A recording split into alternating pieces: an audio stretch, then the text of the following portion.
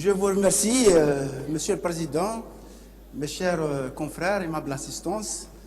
C'est avec un grand plaisir que je vais vous présenter la communication intitulée Accident d'exposition au sang. Je ne vais pas vous parler de l'infection associée aux soins, mais je vais vous parler des acteurs qui sont à l'origine des infections associées aux soins, notamment en expliquant les accidents d'exposition au sang. Pour nous, l'accident d'exposition au sang constitue un échec de la prévention.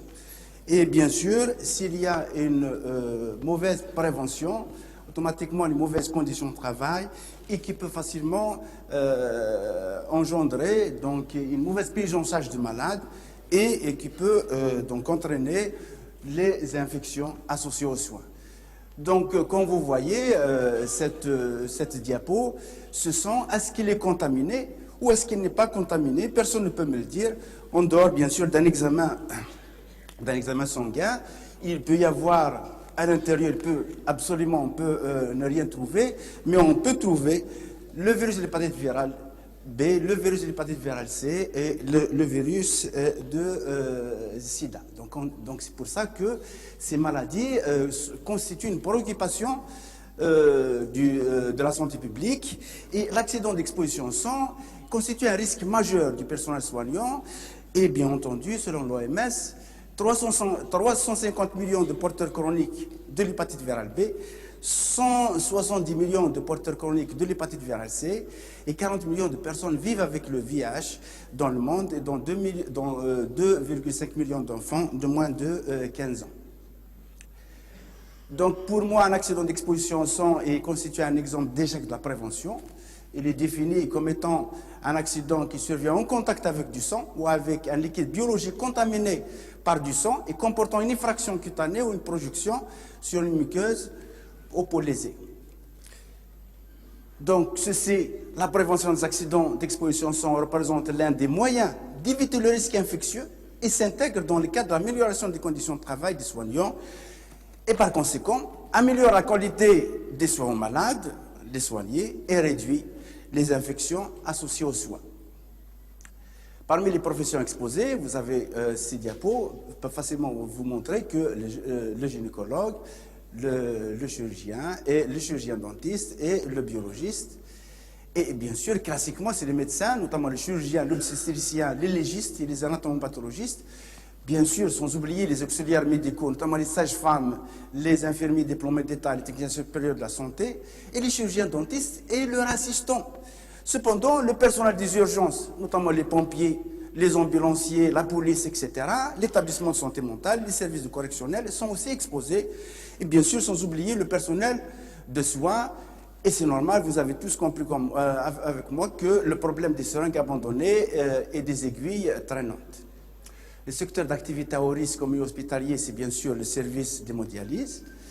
Et bien sûr, vous regardez maintenant, tout à l'heure, il y a plusieurs questions qui ont été parlées sur le comportement. Vous voyez, à gauche, un infirmier qui est ancien, qui est fataliste. Le port de gants le dérange et la peur de se faire vacciner. Et bien sûr, à droite, un infirmier qui est jeune, qui connaît les risques et il a peur d'être contaminé par une maladie. Il se protège avec les gants et il est correctement vacciné.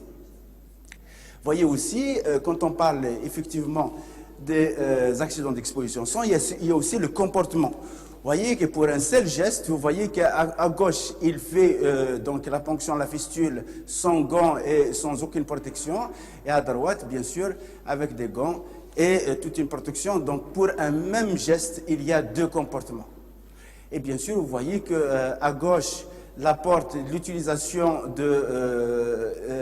des mains avec une porte d'entrée et sans protection, et bien sûr sans mettre du gant. Et à droite, voilà un infirmier qui fait le recapuchonnage de l'aiguille, qui est un geste à proscrire. Voilà, les déchets d'activité de soins abandonnés sur une table de paillasse d'une sac de soins, c'est véritablement affolant alors qu'ils doivent être directement arrangés.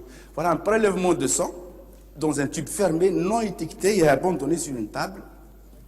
Bien sûr, voilà des aiguilles contaminées par du sang dans une poubelle destinée aux déchets ménagers. Donc, le sachet noir, vous le voyez si bien, alors qu'il y a des aiguilles à l'intérieur. Voilà, le sachet rouge dans un conteneur non adapté, il faut véritablement, c'est un sachet rouge, oui, mais c'est un conteneur complètement non adapté. Donc il y a véritablement à travers ces circonstances d'exposition, d'accident d'exposition au sang, les risques de transmission virale après un ES, vous le connaissez tous, l'hépatite virale c'est 30%, l'hépatite virale C c'est 3%, l'infection par le VIH c'est 0,3%. Bien sûr, il y a d'autres risques, notamment l'infection bactérienne, fongique et parasitaire. Et les facteurs de risque, c'est la prévalence de l'infection virale dans la population. Il faut comprendre qu'en Algérie, le bassin méditerranéen a une infection en moyenne endémicité, notamment pour l'hépatite virale B, de 2 à 8%. Et la concentration ou la charge virale. Il y a aussi le statut sérologique du sujet source et de l'accidenté. Il y a la quantité du sang ou du liquide biologique impliqué lors de l'exposition. Il y a la profondeur de la blessure. Il y a aussi l'existence ou non de la protection lors de l'accident. Les complications, vous le connaissez tous. Pour l'hépatite virale B, 90 à 95%, c'est la guérison. Mais parmi les complications, 5 à 10% des cas peuvent facilement se compliquer en hépatite aiguë fulminante ou hépatite chronique ou à une cirrhose et aussi à un cancer, alors que toutes ces complications peuvent être évitées par la vaccination. Pour l'hépatite virale C, la guérison elle est de 20%, mais les complications elle est de 80%, notamment les complications vers une cirrhose ou une hépatocarcinome et bien sûr l'infection virale par le VIH, c'est le sida. Les statistiques nationales des maladies professionnelles établies par la CNAS jusqu'à 2006, c'est ce que j'ai trouvé. Vous voyez que réellement, depuis 2003 depuis 1999 jusqu'à 2006, vous voyez qu'il y a une déclaration importante des maladies de l'hépatite virale. Et cette maladie professionnelle l'hépatite virale, elle constitue la première maladie invalidante des soignants. Et bien sûr, il y a, malgré qu'il y a aussi des enquêtes, le plan national stratégique de lutte contre les infections sexuellement transmissibles VIH-Sida, réalisé par le ministère de la Santé et de la Population de la réforme hospitalière 2008 à 2012, a montré que la région de Temnasset est la région la plus infectée en matière de VIH, 0,12%. Bien sûr, depuis la première contamination du virus recensée en 1985 en Algérie, la diffusion du VIH ne fait que progresser. Selon les estimations de l'OMS et de l'ONU-SIDA, la séroprévalence de l'infection à VIH chez l'adulte en Algérie serait de 0,1%. Elle est entre 19 000 et 25 000 cas. Et ceci démontre que la lutte contre la propagation de VIH était un véritable problème de santé publique, sinon une priorité absolue. Mais une question se pose, stratégie de prévention des accidents d'exposition au sang, existe-t-il vraiment en Algérie? C'est la question que je me pose moi-même, alors que les principes fondamentaux de la prévention des AES se basent sur la vaccination, sur le respect des précautions générales d'hygiène, sur la formation et information du personnel, la vaccination. Si on prend l'exemple de la France, l'hépatite virale, ils ont commencé à faire vacciner en 1980, qui est devenue une recommandation contre l'hépatite virale B. Elle est devenue obligatoire en 1990, et vous voyez que le nombre de déclarations de maladies professionnelles hépatite virale chute à partir de 2000. Et un autre exemple, l'avantage de la vaccination, que la réduction du pourcentage des porteurs de l'antigène HBS chez certains pays, notamment avant la vaccination, après la vaccination. Par exemple, à Alaska, avant la vaccination, c'est 5,2, après la vaccination, c'est 0 cas. Et au niveau de la Chine, par exemple, avant la vaccination, 4,6. Et après la vaccination, 1,4%. Vous voyez que réellement, l'avantage de la vaccination contre l'hépatite virale B est très, très importante. La vaccination en Algérie, il y a énormément, effectivement, d'arrêtés, notamment l'arrêté du 25 avril 2000 relatif à l'obligation de la vaccination contre l'hépatite virale B pour toutes les catégories de soignants, des établissements de prévention ou de soins, ainsi qu'aux patients particulièrement exposés au risque d'accident d'exposition au sang, comme les hémodialysés. Avant cette date, la vaccination du personnel de santé à haut risque est fortement recommandée. Vous voyez que déjà, par rapport à la France, nous avons un écart de 20 années. Vous voyez qu'en France, elle était recommandée en 1980, alors que l'Algérie, elle est recommandée en l'an 2000. Instruction ministériel numéro 14 du 14 septembre 2002 relatif à l'obligation. Il faut attendre 2 ans pour que cette vaccination soit obligatoire. À ce moment-là, l'employeur doit non simplement mettre à la disposition des soignants le vaccin, mais aussi de veiller également au respect de cette obligation, chose qui ne se fait pas normalement. Alors que la vaccination, c'est la seule, elle constitue le seul traitement efficace contre le cancer du foie. Elle prévient aussi la survenue des manifestations graves, notamment l'hépatite fulminante, l'hépatite chronique, la cirrhose et le cancer.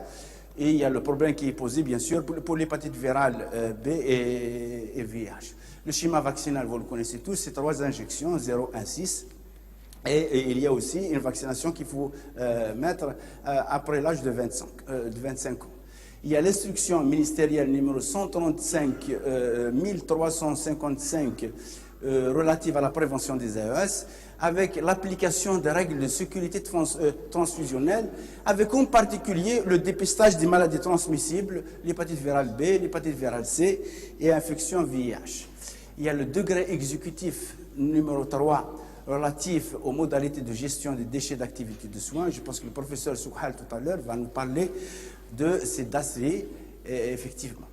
Donc, il y a, donc, après la vaccination, c'est le respect des précautions d'hygiène générale. Il y a l'instruction ministérielle numéro 2 du ministère de la Santé et de la Recherche hospitalière relative à la prévention des AES, tout en exigeant le respect et l'application des protocoles et précautions d'hygiène standards qui sont l'hygiène des mains, lavage des mains et port des gants, le port de surblouse, lunettes et masques, usage d'un matériel sécurisé, utilisation de collecteurs pour matériel piquant et tranchant, emballage étanche pour le transport des produits biologiques, décontamination des surfaces et conduite à tenir en cas d'AES. L'hygiène des mains, lavage simple. La recontamination est possible s'il y a un usage de savon en pain, la manipulation du robinet à main nue, usage d'un essuie à main ou usage multiple, c'est un geste à proscrire. Le port d'effets de protection, en cas de risque de projection ou aréolisation avec le sang produit biologique contaminé, ou dans le cas de l'acte opératoire, endoscopie, aspiration, autopsie, manipulation de matériel souillé, ceci nécessite une surblouse, des lunettes et masques. Les gestes de matériel souillé, par exemple, l'objet piquant, coupant, tranchant, usage unique, il faut un conteneur adapté, situé au plus près du soignant et pas plus loin du soignant, au niveau maximum de remplissage à moins de 80%. Gestion de prélèvements biologiques, le transport de prélèvements biologiques et matériel souillé, notamment, il doit se faire de manière emballée, étiquetée et fermée. Il y a aussi l'entretien des surfaces, nettoyage d'abord, désinfection avec l'eau de javel à 2,6%, fraîchement diluée, ou 1/10 avec d'autres produits. C'est la formation et l'information du personnel. Après la vaccination, les mesures d'hygiène, c'est la formation. C'est la conduite à tenir en cas de S qui doit être affichée dans chaque salle de soins, le premier soin, procédure de déclaration et protocole de surveillance. Et vous voyez que, par exemple, signaler l'accident d'exposition au sang au superviseur avec un arrêt du travail en cours, il faut arrêter de travailler, et puis donc il faut donner les premiers soins. Il faut, s'il y a exposition percutanée, il faut donc nettoyer immédiatement, laisser saigner et utiliser un antiseptique de choix. S'il y a une projection sur une muqueuse, il faut effectivement rincer immédiatement et prolonger au sérum physiologique. Et bien sûr, il faut signaler l'accident d'exposition au sang à l'employeur et à la médecine du travail. Donc, pour évaluer les risques infectieux, effectivement, pas le médecin du travail, pour comprendre les circonstances de l'accident, ceci bien sûr pour comprendre le type de lésion, la nature de liquide biologique, le matériel en cause, et bien sûr les gestes réalisés, et bien sûr notamment identifier le patient source, effectivement, soit il est repérable, soit il n'est pas repérable. Tout ça, c'est pour enregistrer l'accident d'exposition au sang et qui doit être considéré comme étant un point de déclaration pour une éventuelle indemnisation.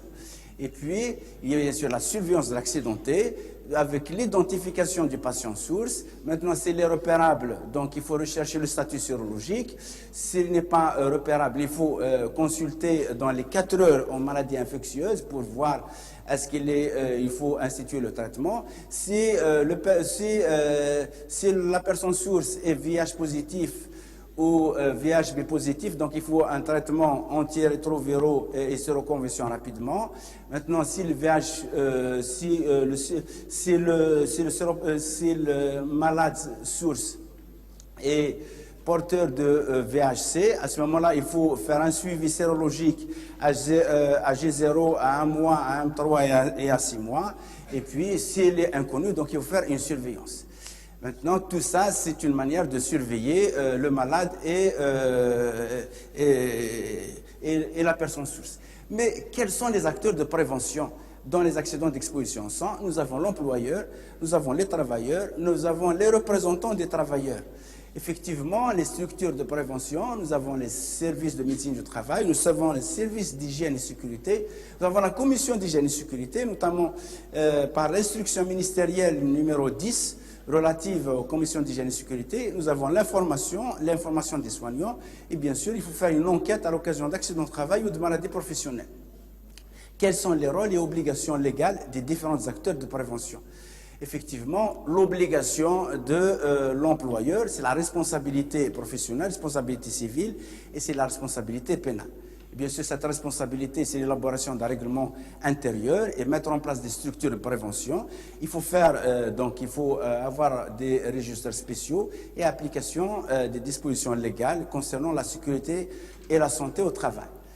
Mais il y a aussi l'obligation des travailleurs, c'est observer les mesures d'hygiène et sécurité établies par l'employeur, c'est accepter les contrôles médicaux internes et externes que l'employeur peut engager dans le cadre de la médecine du travail et participer aux actions de formation, de perfectionnement dans le cadre de l'amélioration de l'hygiène et sécurité qui sont un droit et un devoir de l'employeur. Les représentants des travailleurs, c'est défendre bien sûr l'intérêt moral et matériel des travailleurs et aussi amélioration des conditions de travail dans le cadre de la négociation collective.